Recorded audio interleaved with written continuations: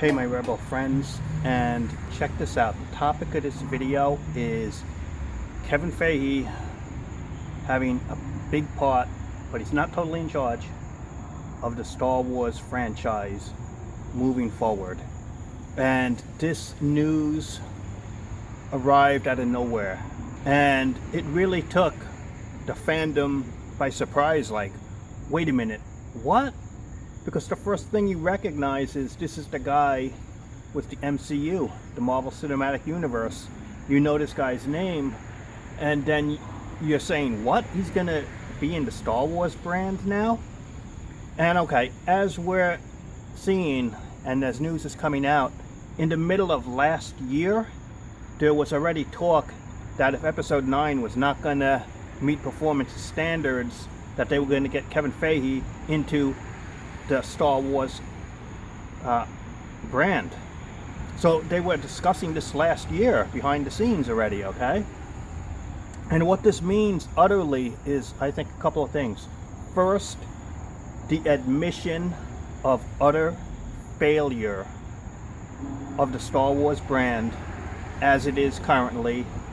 And what they're doing is, because they have to be aware of the fandom having turned on the Star Wars brand, the lack of toy sales, the lack of people going to their theme park, the lack of just the outrage by the community. And sure, they were attacking the fan base and going after them and making excuses, but they have learned and know, you know what, the fans, they don't like Star Wars anymore. And so in desperation, what they have done is they got Kevin, who has a lot of goodwill with the fan community. You know, a lot of people like this guy. He's in their good graces.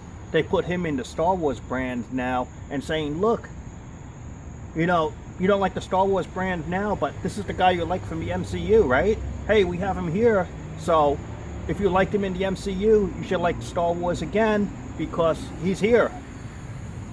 You see what they're doing there? They're using the goodwill that fans have towards him and his reputation. They're using that goodwill from the MCU, bringing it to the Star Wars brand and trying to make the fans forgive Star Wars. You know, they're trying to do that little trickery so that you'll forgive the Star Wars brand because, hey, you got Kevin Feige in there, right? So, you know, you gotta like it now. You gotta like the Star Wars, right? And think about it. As if this guy doesn't have enough on his plate. He has the MCU to try and to lead. Now you're gonna have the Fantastic Four and the X-Men properties to incorporate that. As if that's not enough, now you want to put him on the Star Wars label?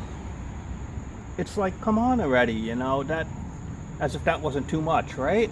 As if the MCU plate wasn't full already. You know, it's this excuse that they want to try and restore the goodwill with the fan base. So what they're doing is using him as, so you'll kind of like go back to being a Star Wars fan. That's what they're trying. And I think one reason why after Episode 9 they are halting these movie productions is they are trying to figure out which way, if they have Kevin in there, what his plans are, which way to move the movie brand forward. And if history is any indication, he's the type of guy who likes to world build over a big storyline. So they're trying to use that rest between movies to try to figure out the future.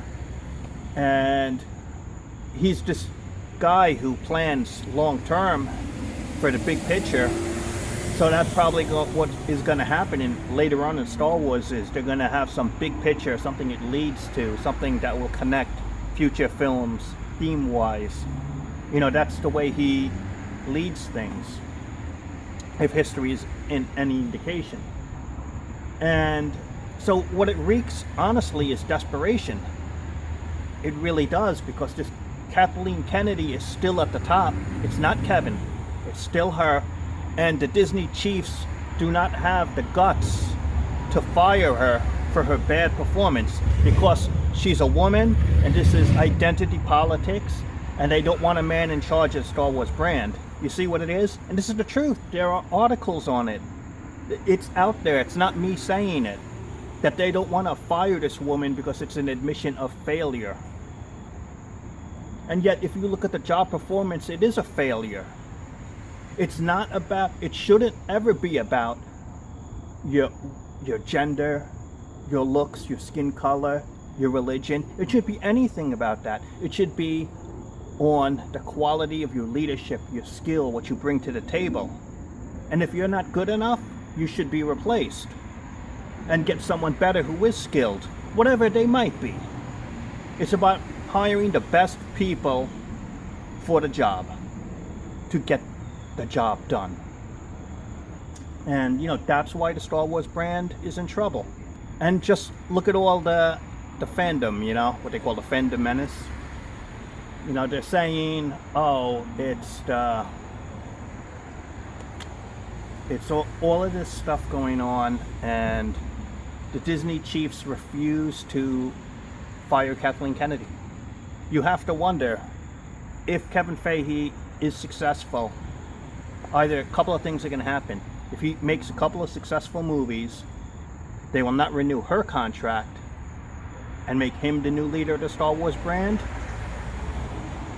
Otherwise, I don't see how she could take credit for his accomplishments if he turns it around. I just think personally it is a desperation move to hire Kevin Feige. It shows an admission of failure, and they're trying to turn it around as best they can, but it might be too late for that, you know? And this is probably their only best option that they had in terms of a person to rely on. And so that's my review of it. Let me know what you think. Subscribe, hit the notification bell so you know when new videos are out, and I'll talk to you later.